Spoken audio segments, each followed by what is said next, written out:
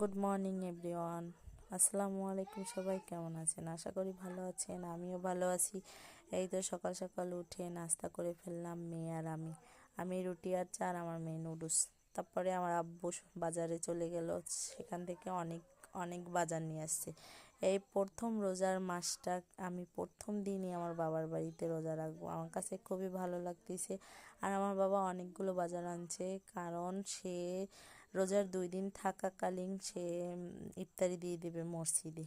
আর আমার আব্বু যতটুকু তার সামর্থ্যের অনুযায়ী ততটুকুই অনেকেরই দেওয়ার চেষ্টা করে। আমার নানু বাড়ি দিছে ইফতারি, আমার দাদুকে দিছে ইফতারি, সবাইকে চেষ্টা করে আশেপাশে যারা ইফতারি খাইতে পারে না তাদেরকেও দেওয়ার চেষ্টা করে। তার পাশাপাশি কিছু মাছও আনছে, দেশি মাছ।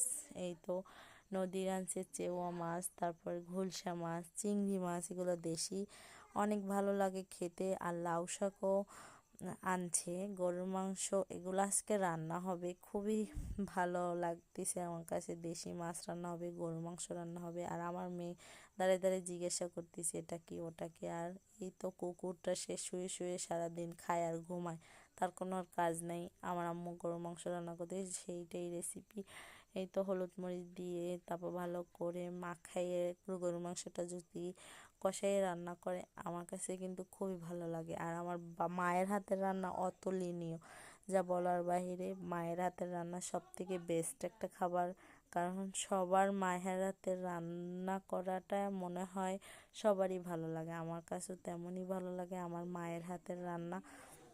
আমার মায়ের হাতের রান্নাটা মনে হয় যে সব থেকে বেস্ট, যে আমার কাছে অনেক ভালো লাগে। এই তো ছোট কাকা, আমার মেজো কাকা, সে একটা তরমুজ আনছে, তার জামাইকে দিছে। এখন জামাই কাটতেছে আর বলতেছে দেখো খাবা। এই তো আমি খাইলাম। তারপরে তরমুজটা একটু মানে মিষ্টি না তো। তারপরে বিয়ের দুপুরে খাওয়া দাওয়া করার পর বিকেলবেলা মেয়েকে নিয়ে একটু ঘুরতে বের হলাম। সে তো কত প্রশ্ন করে, আর আমার মেয়েটা আমাকে প্রশ্ন করলে আমার কাছে খুবই ভালো লাগে। আমার কাছে এটা জানতে চায় ওটা জানতে চায়। এটাই বাচ্চাদের সব থেকে, মায়েদের কাছে ছোট বাচ্চারা যদি প্রশ্ন করে, তাহলে আপনারা শখ করে হলেও সব সময় আপনারাও প্রশ্ন করবেন মা এটা কি ওটা কি, তাহলে বাচ্চারা শিখবে। ভালো থাকবেন, সুস্থ থাকবেন, আল্লাহ হাফেজ। নেক্সট ভিডিওতে দেখা